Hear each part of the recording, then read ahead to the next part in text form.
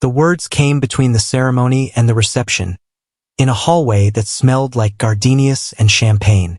My mother cornered me near the coat check, her silk dress rustling as she moved closer, her voice dropping to a whisper sharp enough to cut.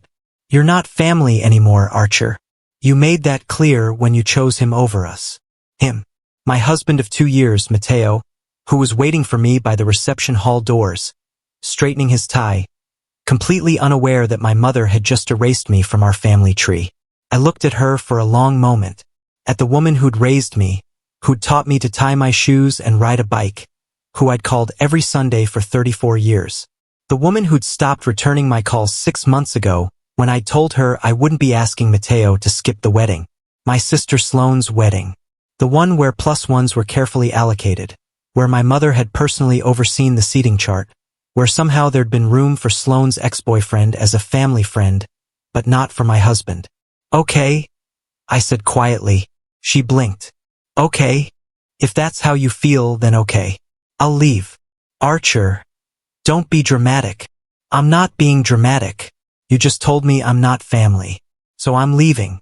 That's what non-family members do. They leave. I walked away before she could respond. Found Matteo. Told him we were going. He didn't ask questions, just took my hand and led me out into the Oregon sunshine. Away from the reception I'd driven 6 hours to attend. Away from the family that had just made it clear I was optional. We got in the car. I started the engine. And as I pulled out of the parking lot, I looked in the rearview mirror one last time at the venue disappearing behind us. I didn't know it then, but I wouldn't see my mother again for 4 years. And when I finally did, she'd be the one standing in a hallway, asking me not to leave. But I'm getting ahead of myself. Let me tell you how we got there. My name is Archer Quinn, and I'm 34 years old. I work as a landscape architect in Portland, Oregon, designing public parks and urban green spaces. I've been married to Matteo for 2 years, together for 5. He's a 3rd-grade teacher with a smile that could light up a room and patience I've never understood but always admired. My family lives in Bend, 3 hours east. My mother, Patricia. My father, Roger. My younger sister, Sloane, who was getting married to her college sweetheart, Warren, in June. The invitation arrived in January, heavy cardstock with gold lettering. Formal, elegant, the kind of wedding that costs more than most people's cars. I opened it at the kitchen table while Matteo made coffee. Sloane's wedding is June 15th. That's great. Did she include a +1? I checked. Nothing. Just my name. Archer Quinn. Matteo peered over my shoulder. Maybe it's an oversight? Maybe. But I knew my sister. I knew my mother. Nothing about this wedding would be an oversight. I called Sloane that afternoon. "Hey, got your invitation. Beautiful. Thanks. Mom's been obsessing over every detail. I noticed I didn't have a +1 listed.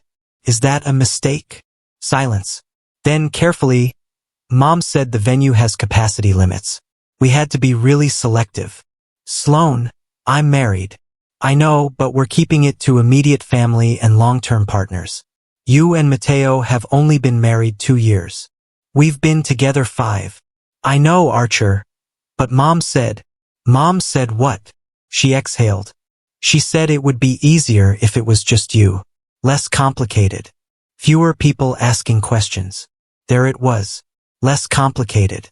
The phrase my mother had been using since I'd come out 10 years ago, since I'd introduced Matteo to the family, since I'd stopped pretending to be someone I wasn't. Questions about what? You know how Grandma is, and some of Dad's family. Mom just wants everything to be smooth. So my husband isn't invited because it might make people uncomfortable. It's not like that. It's exactly like that. Archer, please. It's my wedding. Can you just do this for me? I closed my eyes. Felt the old familiar weight of being asked to shrink, to accommodate, to make myself smaller so everyone else could be comfortable. "I'll think about it," I said. "Thank you." But I'd already made my decision. I just wasn't ready to say it out loud yet. I talked to Matteo that night. We sat on our back porch, watching the sunset paint the sky orange and purple, and I told him everything. "So I'm not invited," he said quietly. Apparently not. And they want you to come alone. Yes. He nodded slowly. What do you want to do? I don't know. Part of me wants to just skip it. But it's Sloane's wedding. And I don't want to create drama. Archer. He turned to face me. You existing isn't drama. You having a husband isn't drama. Them treating me like I'm optional. That's drama. I know. So what are you going to do? I looked at him. At the man I'd chosen. The man who'd stood beside me through every difficult family moment. Every awkward holiday. Every time my mother had introduced him as my friend instead of my husband. I'm going to tell them you're coming with me. And if they don't like it, we won't go. He smiled. You sure? I'm sure. I called my mother the next day. Mom, Mateo and I will both be attending Sloane's wedding. Archer, we talked about this. The venue has space. I checked. It seats 200. You have 180 guests. There's room. It's not about room, it's about what? Comfort, appearances, not wanting your friends to know your son is gay. That's not fair. Then what is it? She was quiet for a long moment. Sloane wants her day to be about her, not about other things. My marriage isn't other things. It's my life. And if my husband isn't welcome, then neither am I. Don't do this, Archer. Don't make this about you. I'm not making it about me. You're making it about me by excluding him. We're not excluding him. We're just asking for one day where things are simple. Simple for who? She didn't answer. And in that silence, I heard everything I needed to know. I'll send my regrets, I said. Tell Sloane I'm sorry. Archer, wait. I hung up. Over the next 3 months, the pressure mounted. Sloane called weekly, begging me to reconsider. My father sent stiff, formal texts about family obligations. My mother oscillated between guilt-tripping and subtle threats. If you don't come, people will ask questions, she said during one call. Let them ask. Your grandmother will be devastated.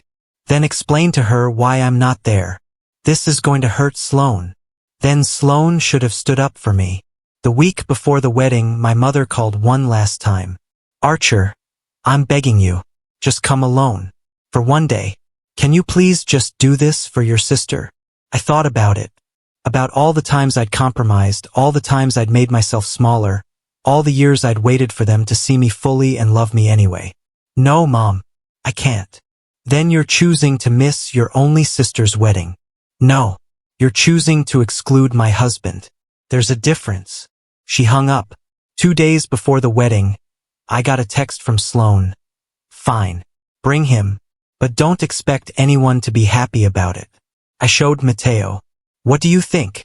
He read it twice. I think she's doing this to make you feel guilty, not to make us welcome. Should we still go? Do you want to? I did. Despite everything, I wanted to see my sister get married. I wanted to believe that maybe, just maybe, showing up would prove something. That I mattered. That my marriage mattered. Yes, I said. Let's go. We drove to Bend in silence, both of us tense. The wedding was at a vineyard outside the city. Rolling hills covered in grapevines, the kind of place that looked like it belonged in a magazine. We arrived 20 minutes before the ceremony. The parking lot was full of cars I recognized. Relatives I hadn't seen in years. Mateo squeezed my hand. Ready? No. But let's do it anyway. We walked toward the venue. My cousin spotted us first, her eyes widening when she saw Mateo beside me. She whispered something to her husband. They both looked away quickly. Inside, the ceremony space was stunning. White chairs arranged in neat rows, an arch covered in flowers at the front, string quartet playing softly. People turned as we entered. I felt their eyes, their judgment, their curiosity. My mother was near the front, talking to the photographer. She looked up, saw us, and her face went rigid. She walked over quickly, heels clicking on the hardwood. Archer. Mateo. She said his name like it tasted bad. I'm surprised you came. Sloane said it was okay. She said you could bring him. That doesn't mean it's okay. She glanced around, lowering her voice. Please try to be discreet. Discreet about what? You know what I mean. Mateo spoke for the first time. Mrs. Quinn, we're just here to celebrate your daughter. That's all. She looked at him like he'd committed an offense just by speaking. Fine. Just sit in the back. We did. Last row, far from family, tucked away where we wouldn't draw attention. I watched relatives file in, watched them hug my parents, watched the way everyone avoided looking at us. The ceremony was beautiful. Sloane looked radiant. Warren cried when she walked down the aisle. My mother dabbed her eyes with a tissue. My father stood stiff and proud. And I sat in the back with my husband, feeling like a guest at my own sister's wedding. No, not even a guest. An obligation. A checkbox marked reluctantly. When it ended, people moved toward the reception. Mateo and I hung back, letting the crowd thin. That's when my mother found me in the hallway. We need to talk, she said, pulling me aside near the coat check. Mateo caught my eye. I nodded that it was okay. He moved toward the reception hall, giving us space. My mother waited until he was out of earshot. I can't believe you actually brought him. He's my husband. He's making everyone uncomfortable. He's standing quietly in a suit. How is that making anyone uncomfortable? People are talking, Archer. They're asking questions. Your grandmother pulled me aside during the ceremony asking why you brought a friend. So tell her the truth. Tell her he's my husband. I can't do that. Why not? Because she's 86 years old and she doesn't understand these things. Or you don't want her to understand. My mother's face hardened. You've always been selfish, always putting yourself first. But this is Sloane's day, her day, and you're ruining it. I'm literally just existing, Mom. You're making a statement, bringing him here, sitting together, acting like we're married? Because we are. That's not what I mean. Then what do you mean? She stepped closer, voice dropping to a harsh whisper. I mean that you chose this life. You chose him over us, over your family, over everything we taught you. Something inside me went very still. What did you say? You heard me. You made your choice. And every day you keep choosing him instead of us. Instead of making things easier. Instead of compromising. I've been compromising my entire life. No, you've been demanding that we accept something we don't agree with. The words hit like a physical blow. Not because they were surprising, but because she'd finally said them out loud. So you don't accept my marriage. I'm saying I wish you'd made different choices. Choices that didn't force us to pick between you and our values. Your values, not mine. Exactly. She crossed her arms. And that's why you're not really family anymore, Archer. Family means choosing each other. And you chose him over us. I stared at her, at the woman who'd raised me, who'd kissed my scraped knees and celebrated my birthdays and told me she loved me every night before bed. The woman who was now telling me I wasn't family because I'd married someone she didn't approve of. Okay, I said. She blinked. Okay. If that's how you feel, then okay. I'll leave. Archer, don't be dramatic. I'm not being dramatic. You just told me I'm not family. So I'm leaving. That's what non-family members do. I started walking. She grabbed my arm. Stop. You're twisting my words. No, Mom. I'm finally hearing them clearly. I pulled free and walked to the reception hall. Found Mateo talking to a waiter by the bar. We're leaving. He didn't hesitate. Okay. We walked out together, past the vineyard, past the parking lot full of family I wouldn't see again for years. Got in the car. I started the engine. Mateo reached over and took my hand. You okay? No. But I will be. We drove home in silence. And as the miles passed, something strange happened. The weight I'd been carrying for years, the constant effort of trying to be enough for people who would never see me as enough, started to lift. I wasn't free yet, but I could see the shape of freedom in the distance. After the wedding, silence. No calls, no texts, no attempts at reconciliation. My mother had said I wasn't family, and apparently she'd meant it. Sloane sent one message. I can't believe you ruined my wedding. I didn't respond. What was there to say? Months passed. Holidays came and went. Christmas, Easter, my birthday, nothing. First, I waited. Part of me expected my mother to call, to apologize, to realize what she'd said and take it back. But the phone stayed quiet. Mateo noticed.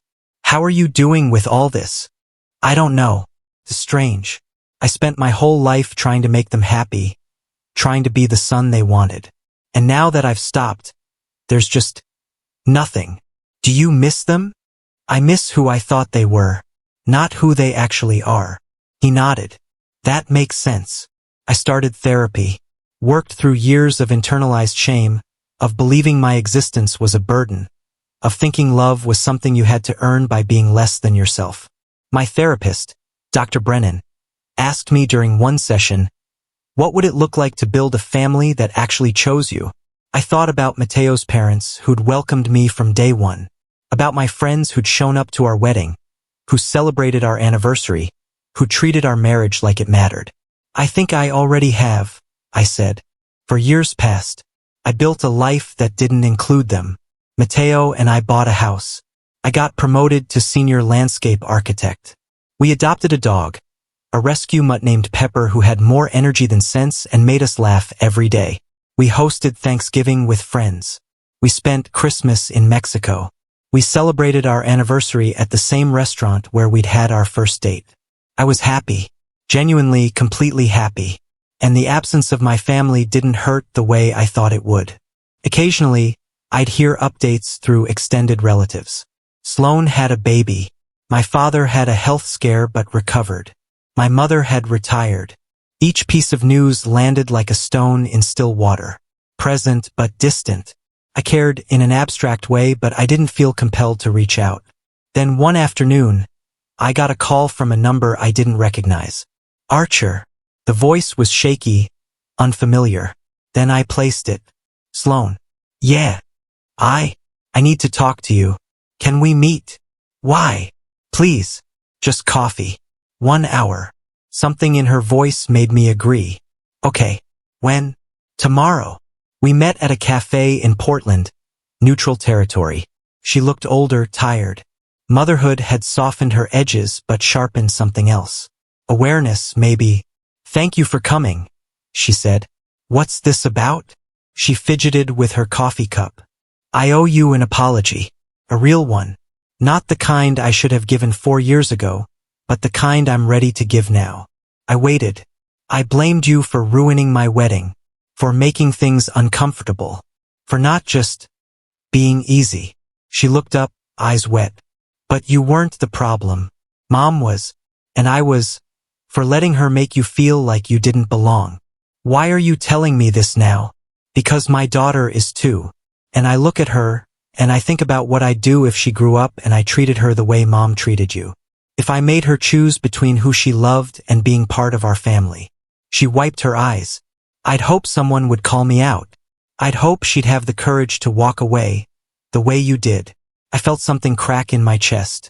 I don't know if you can forgive me, she continued, but I needed you to know that I see it now. What I did. What Mom did. And I'm sorry. Does Mom know you're here? No. She doesn't even know I've been thinking about this. She still believes she was right. Of course she does. Sloan leaned forward. I'm not asking you to forgive her, or come back. I'm just asking if maybe we can start over. You and me. No conditions. No compromises. Just us. I looked at my sister, at the person she was trying to become, even if it was years too late. I'll think about it, I said. We talked for another hour. About her daughter, about my work, about safe topics that didn't require us to dive too deep. When we parted, she hugged me. I missed you, she whispered. I missed you too. It wasn't forgiveness. Not yet. But it was something. 6 months after meeting with Sloan, I got another call. My father this time. Archer, your mother's in the hospital. My stomach dropped. What happened? Heart attack. She's stable, but it was close. She's asking for you. I closed my eyes. I don't know if I can do this. I'm not asking you to forgive her. I'm asking you to come say goodbye, just in case. I talked to Mateo. What do you think? I think you need to do what's right for you. Not for her. For you. Will you come with me? Of course. We drove to Bend the next morning. The hospital smelled like antiseptic and fear. My father met us in the waiting room, looking older than I remembered. He nodded at Mateo, a small acknowledgement that felt monumental. She's in room 304. Is she awake? Yes. But Archer. He hesitated. She's scared. I've never seen her scared before. I found her room, knocked softly, heard a weak, come in. She was in bed, monitors beeping, in her arm. She looked small, fragile. When she saw me, her eyes filled with tears. Archer. Hi, Mom. You came. Dad called. She nodded, looked past me. Is he here? Mateo? Yes. In the waiting room. Good. Her voice cracked. That's good. I pulled up a chair, sat beside her bed, waited. I've been thinking, she said finally, about the wedding, about what I said, about the last 4 years.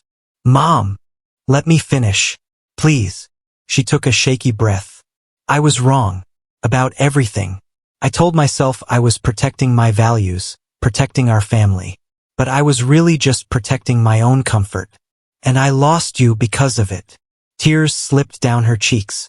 When they brought me in here, when they said it was a heart attack, all I could think about was you. About how I might die without ever telling you I'm sorry. Without ever seeing you again. You're not going to die. Maybe not today, but someday. And I don't want to die with this between us. I felt my own eyes burn. You told me I wasn't family. I know. You made Mateo feel like he was a problem just by existing. I know. You chose your comfort over your son. I know. She reached for my hand. I let her take it. And I can't undo that. But I can tell you that I was wrong. That I'm sorry. That I love you. All of you. Not just the parts I'm comfortable with. What about your values? She smiled weakly. My values should have been about love. Real love. The kind that doesn't ask people to be smaller. And I lost sight of that. I'm sorry. We sat in silence for a long time. Then I said, I want you to meet him. Really meet him. Not as my friend. As my husband. I'd like that. I went to get Mateo. Brought him back to the room. My mother looked at him, really looked at him for the first time. Mateo. Thank you for coming. Of course, Mrs. Quinn. Patricia. Please. She gestured to the other chair. Sit. Tell me about yourself. About you and Archer. About everything I've missed. And he did. And she listened. Really listened. It wasn't perfect. It wasn't immediate healing. But it was a start. 2 years have passed since that hospital visit. My mother recovered fully. Slowly, carefully, we rebuilt our relationship. Not the old one where I made myself smaller. A new one where I showed up as myself and she made space for that. She came to our house for Thanksgiving last year. Met Pepper. Admired the garden I'd designed in our backyard. Talked to Mateo about his students like she actually cared. At one point, she pulled me aside. I'm proud of you. I should have said that years ago. But I'm saying it now. Thank you. And I'm sorry. I'll probably say that 100 more times before I get it right. You're getting there. My father came around too, slower but steady. Sloan and I talk weekly now. She brings her daughter to Portland sometimes, and I teach her about plants and bugs and all the things kids should know. It's not perfect. There are still moments of tension, still old patterns that surface. But we're trying. All of us. And Mateo? He's patient, graceful. Everything I never deserved but got anyway. When I told him I was nervous about having my family over for Christmas this year, he just smiled. We'll get through it. Together. Together. The word I'd been searching for my whole life. Here's what I learned. You can't force people to see you. You can't make them choose you. All you can do is choose yourself and wait to see if they catch up.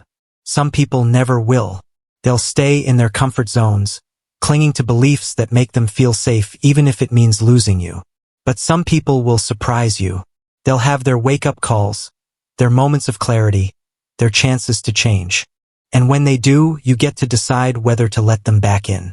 Not because you owe them forgiveness, but because you deserve the chance to build something new from the ashes of what was. My mother told me I wasn't family anymore. And in a way, she was right. I'm not the family she wanted me to be.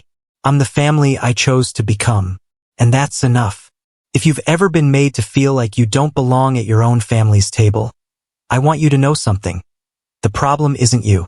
It's them. You don't owe anyone access to your life. Not even the people who raised you. Especially not the people who make loving you conditional on you being less than yourself.